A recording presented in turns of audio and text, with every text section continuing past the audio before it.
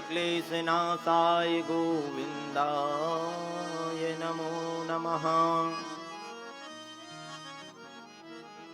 सीतानाथ समारम्भाम् श्रीरामानन्दार्य मध्यमाम् अस्मदाचार्य पर्यन्ताम् वन्दे गुरु परम्पराम्। ओम जय जय श्री राधारमण, जय जय नवल किशोर, जय गोपी चित चोर प्रभु, जय जय माखन चोर।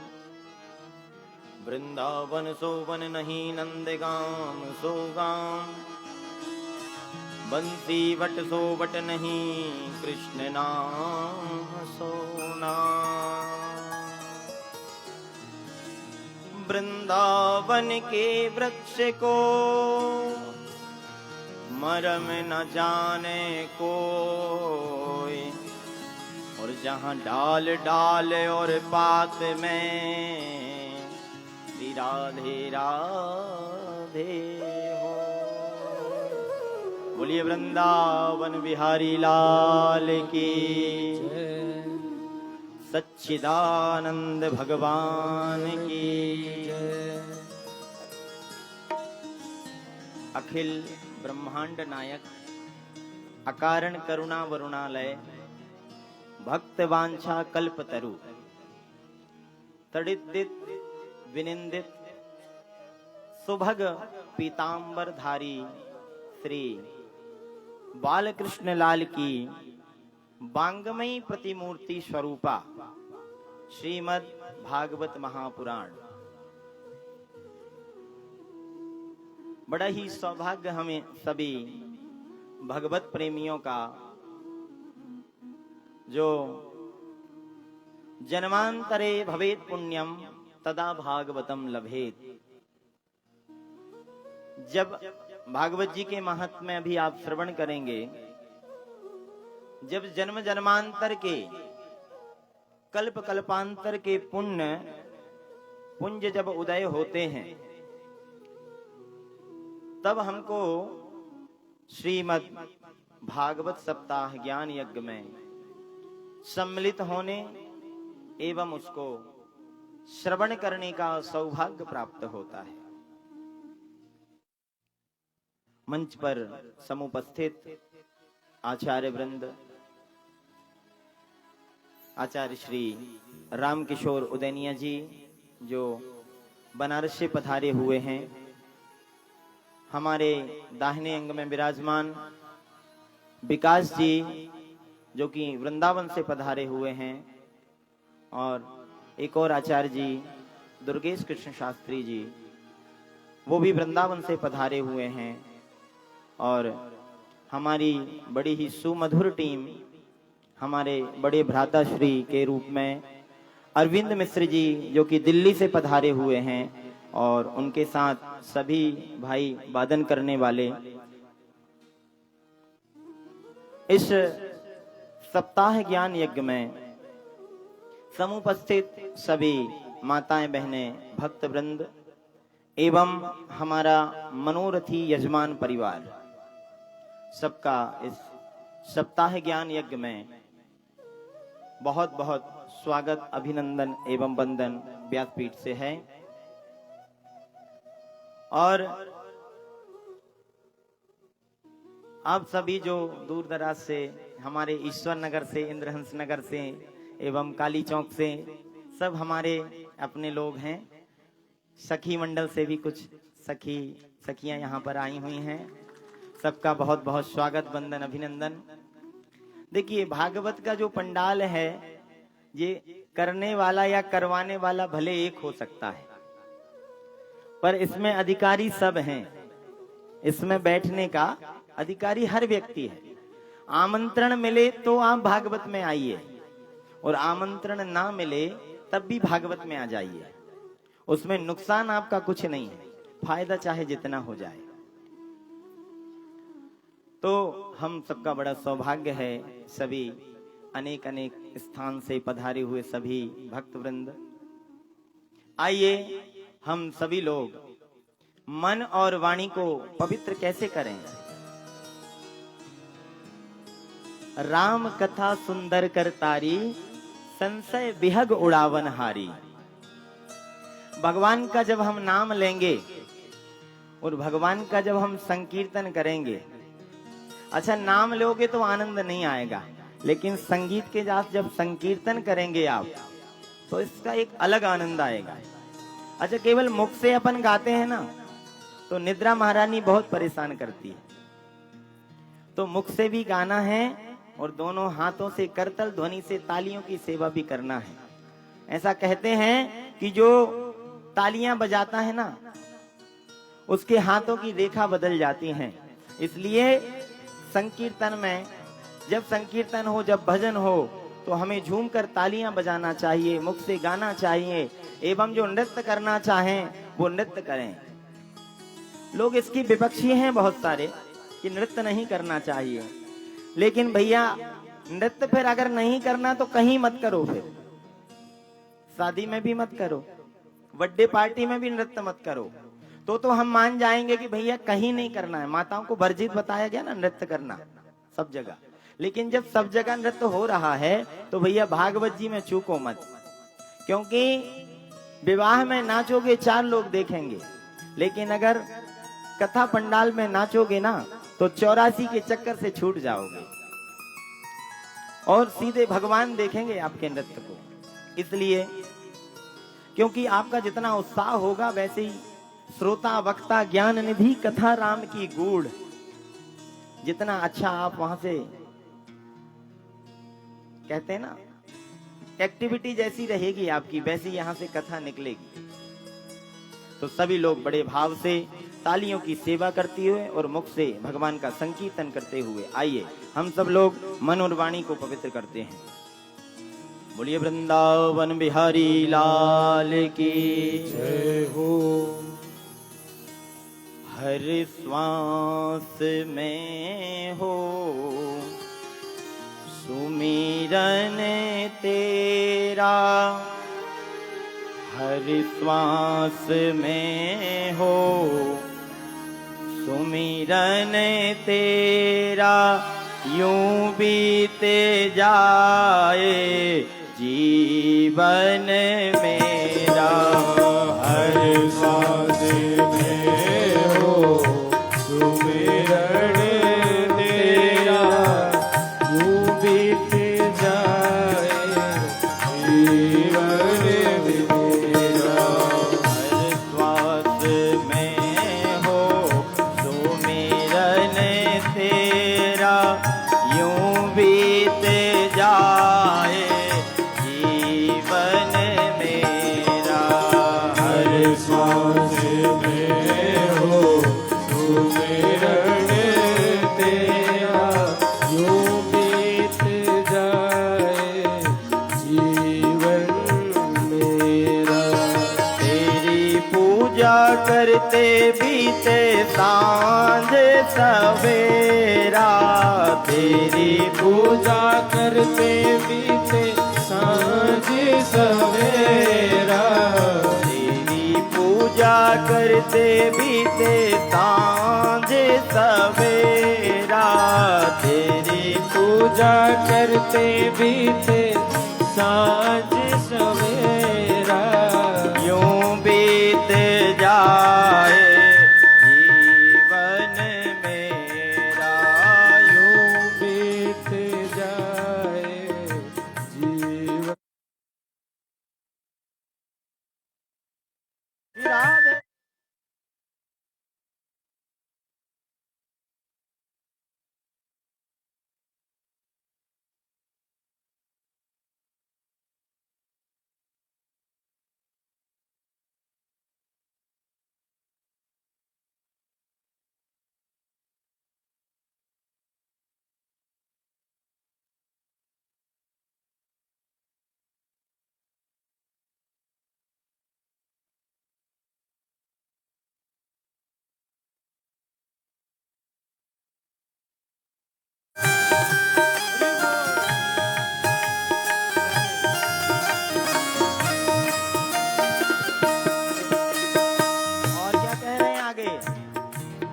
ये जो आंखें हैं ना भाई, संसार को देखोगे तो संसार में फंस जाओगे, लेकिन बांके बिहारी को देखोगे तो फिर संसार में नहीं फंसना पड़ेगा, बांके बिहारी अपने चरणों में बुला लेंगे।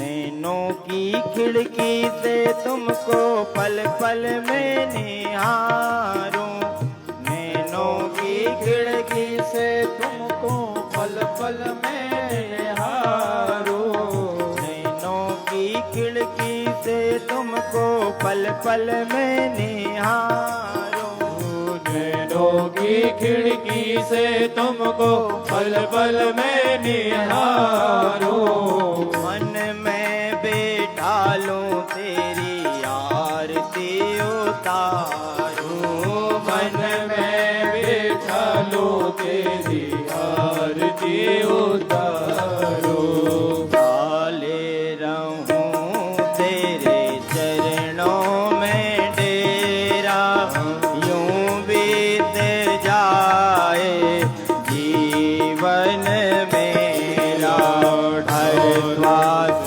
में सुमिरन तेरा यूं बीत जाए जीवन मेरा, हर श्वास में हो सुमिरन तेरा, यूं बीत जाए जीवन मेरा, हर श्वास में हो सुमिरन तेरा यूं बीत जाए जीवन मेरा। श्री राधे। तालियों की सेवा करते हुए हरि बोल हरि बोल।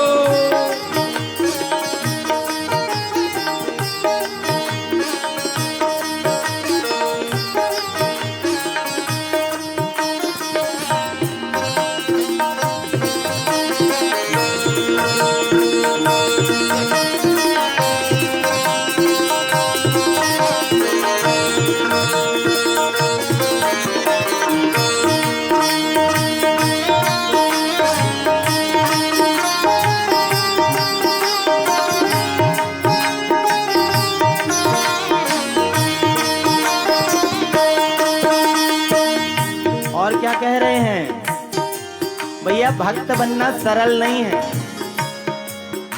कोई पूजा पाठ मंदिर डेली जा रहा है ना, वो अपने आप को कहे मैं भक्त हूँ, वो भक्त नहीं है। कोई कहे मैं डेली शिव पुराण सुन रहा हूँ, डेली भागवत सुन रहा हूँ, वो भी भक्त नहीं है। सच्चा भक्त कौन है?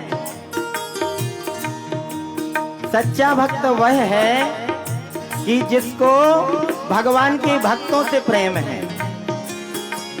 सच्चा भक्त कौन है? जिनको भक्तों के भगवान से प्रेम है, वही सच्चा भक्त है। हम भगवान की तो पूजा कर रहा है और भक्तों, उसके जो भक्त हैं उसको मान नहीं रहा है, भला बुरा बोल रहा है एक दूसरे से, तो वो भक्त की श्रेणी में नहीं आता है। तो भक्त क्या कह रहा है? हे ईश्वर, जो भी तेरा प्यारा हो वो मेरे मन का प्यारा हो, जो भी तेरा प्यारा हो वो मेरे मन का प्यारा हो, जो भी तेरा प्यारा हो वो मेरे मन का प्यारा हो, जो भी तेरा प्यारा हो वो मेरे मन का प्यारा हो, तेरे सिर का ताज मेरी आँखों का तारा हो, तेरे सिर का ताज मेरे हाथों का तारा हो, सब मैं निहारूं रूप तुम्हारा, सब मैं निहारो रूप तुम्हारा, यूं बीत जाए जीवन मेरा, यूं बीत जाए जीवन मेरा, तेरी पूजा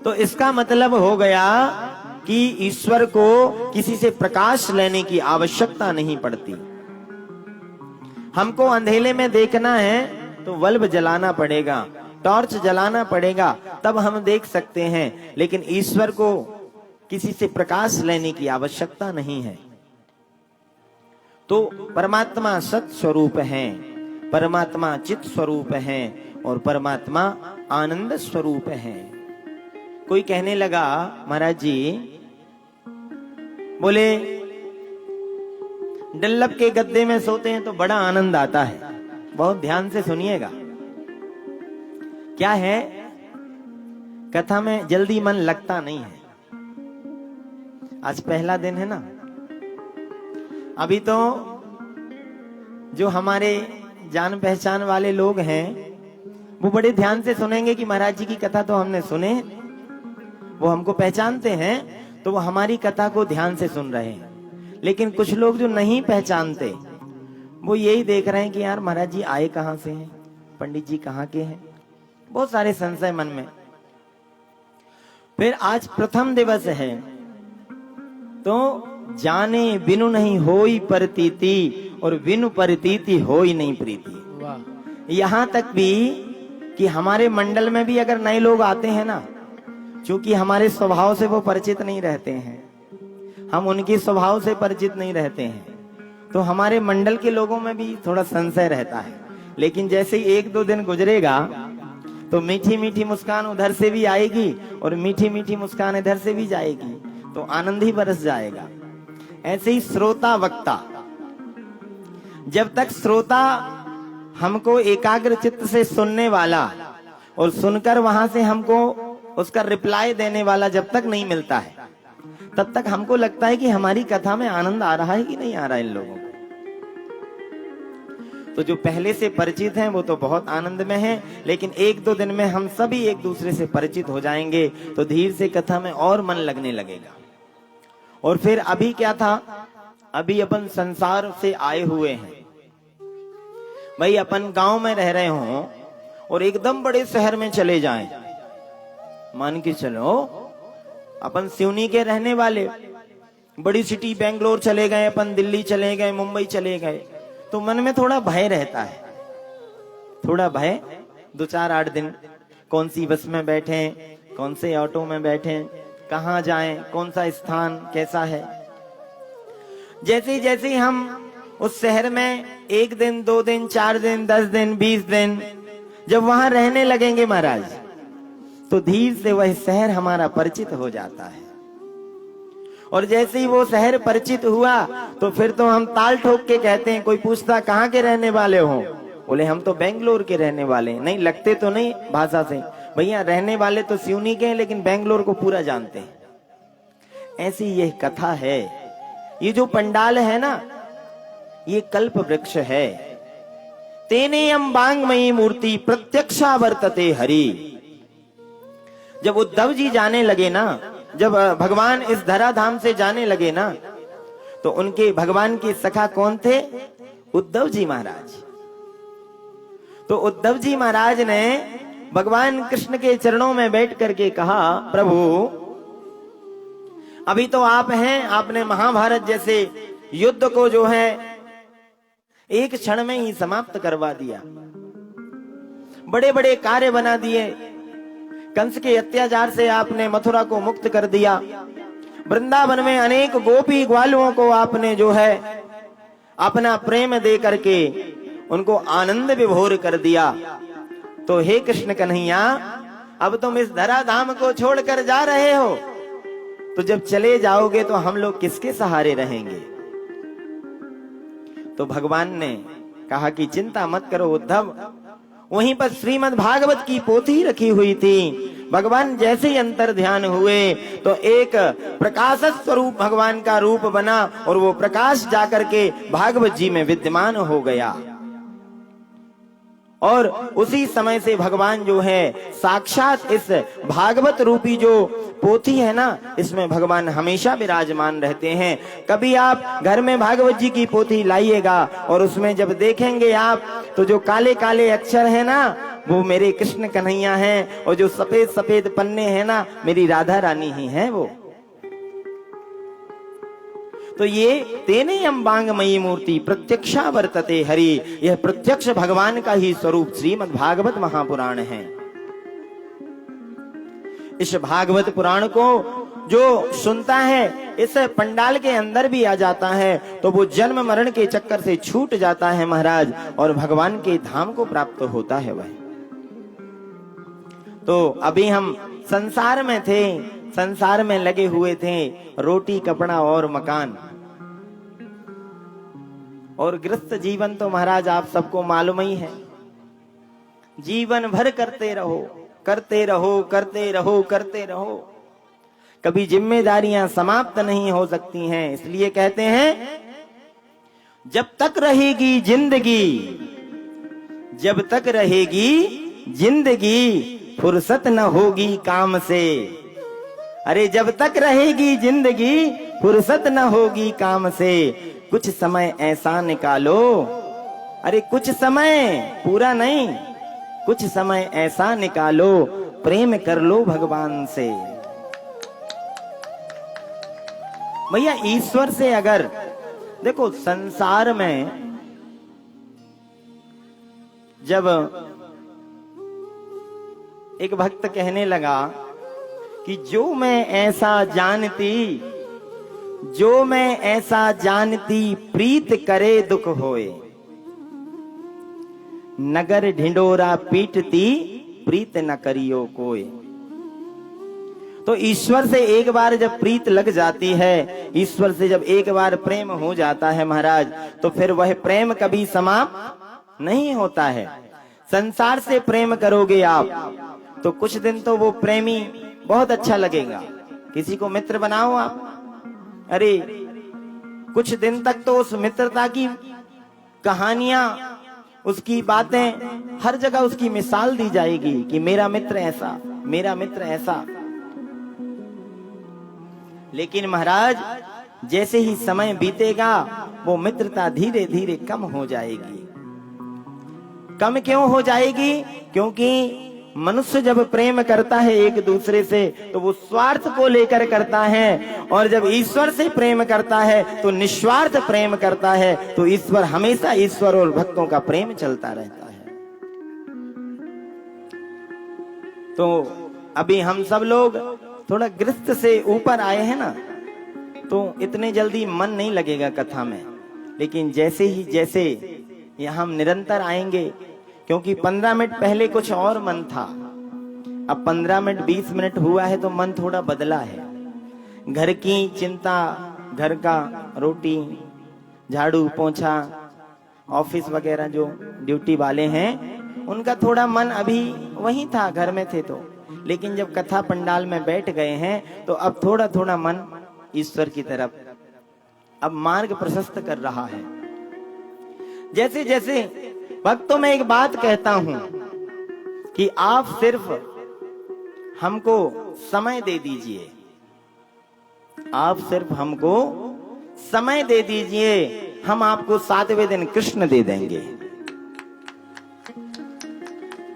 सिर्फ आप समय दे दीजिए।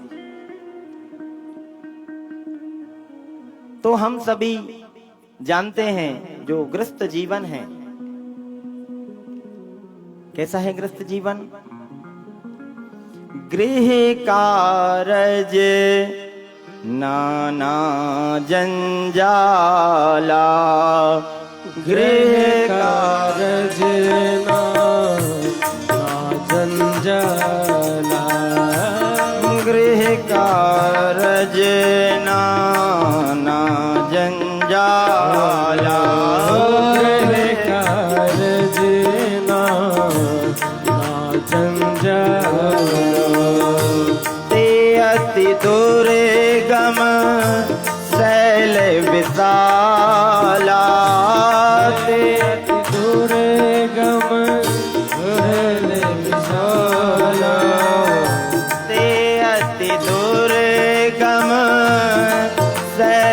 विशाला ते अति दुर्गम सहज विशाला गृह कारज नाना जंजाला गृह कारज ना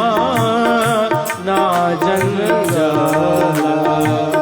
गृह कारज नाना जंजाला। तुलसीदास बाबा ने लिखा है गृह कारज नाना जंजाला ते अति दुर्गम शैल विशाला। ये जो गृहस्थ जीवन है, जब गृहस्थ जीवन में प्रवेश करो तो बड़ा आनंद आता है, लेकिन जैसे जैसे इस मार्ग में आगे बढ़ोगे आप तो बड़ा ही जटिल है बहुत अच्छा, ऐसा नहीं है खराब है।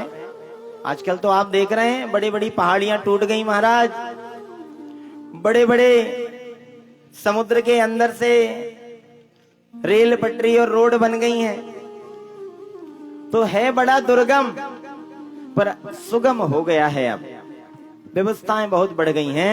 तो गृह कारज नाना जंजाला ते अति दुर्गम शैल विशाला। तो हम सभी लोग ग्रस्त में थे, अब धीरे से हम भगवान की ओर बढ़ रहे हैं, तो अपने मन को थोड़ा एक दो दिन अपने को पक्का करना पड़ेगा, क्योंकि भगवान का भजन, ये मन बड़ा चंचल है, ये मन बड़ा चंचल है, कैसे तेरा भजन करूं, ये मन बड़ा चंचल है, कैसे तेरा भजन करूं, जितना इसे समझाऊं उतना ही ये मचल जाए। ये मन बड़ा चंचल है, जल्दी से भगवान के चरणों में, भगवान की भक्ति में लगता नहीं है। अच्छा, इस मन को लगाने के लिए क्या करना पड़ेगा अपने को? बोले पंडित जी मन नहीं लगता है, क्या करें? इच्छा तो बहुत होती है पर जाने का मन नहीं होता है। अरे भैया, इच्छा हो रही है, मन भले ही नहीं लग रहा है, लेकिन आप पंडाल में आकर बैठो तो सही, यहां बैठ जाओ, मन अपने आप लग जाएगा। एक बार क्या हुआ कि एक व्यक्ति तैराकी सीखना चाहता था। एक व्यक्ति कह रहा था मुझे तैरना सीखना है। तो गुरुजी ने कहा भैया दल सागर में आ जाना, तुमको वहीं तैरना सिखाएंगे। वह शिष्य गुरुजी के पास चला गया।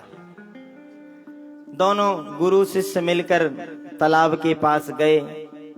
गुरुजी ने कहा कि दल सागर में पानी में छलांग मार दो। बोले नहीं, मेरे को तैरना नहीं आता, मैं कैसे छलांग मार दूं? अरे गुरुजी ने कहा भैया मारो तो सही। नहीं नहीं, बोले मैं नहीं मार सकता। बोले क्यों? बोले मुझे तैरना नहीं आता है।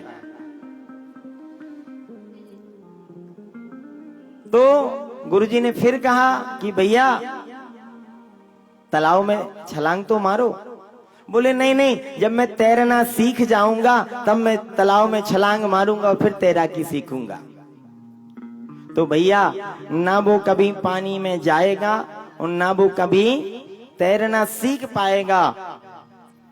तो ऐसी ही भगवान की कथा है, ऐसी ही भगवान की भक्ति है कि जब तक आप नहीं आएंगे कथा पंडाल में, जब तक आप मंदिर नहीं जाएंगे, जब तक आप कथा को सुनने की कोशिश नहीं करेंगे, तब तक आपको कथा समझ में नहीं आ सकती है।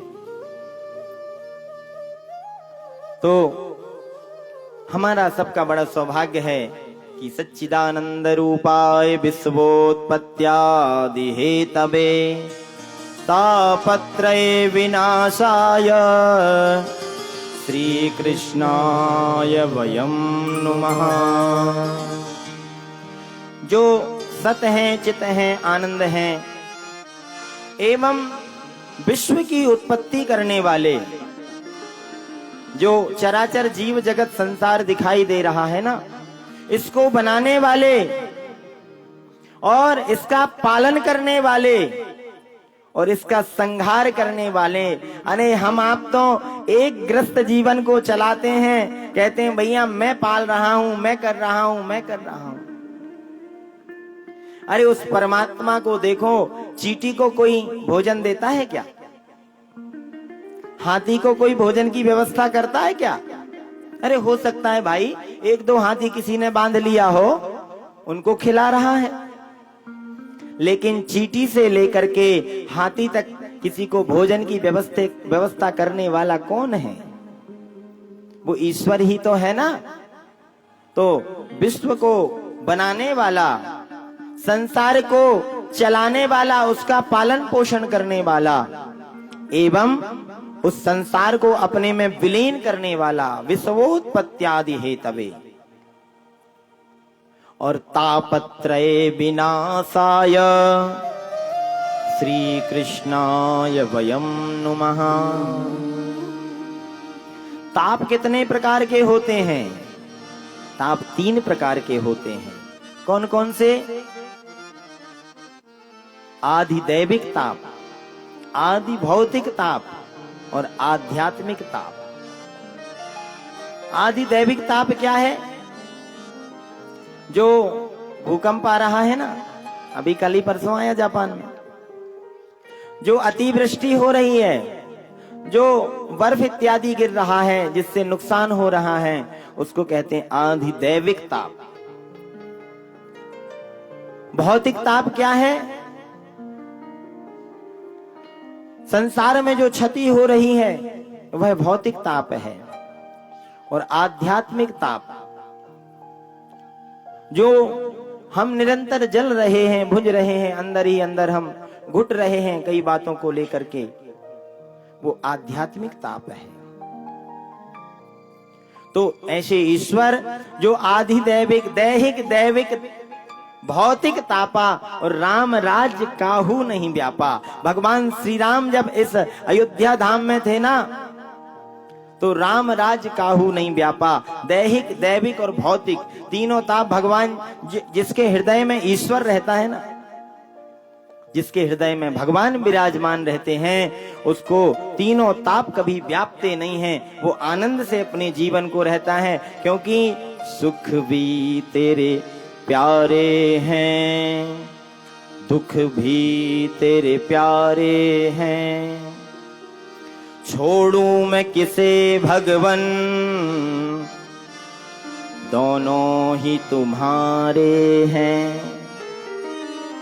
भाई ईश्वर के द्वारा ही सुख बनाया गया,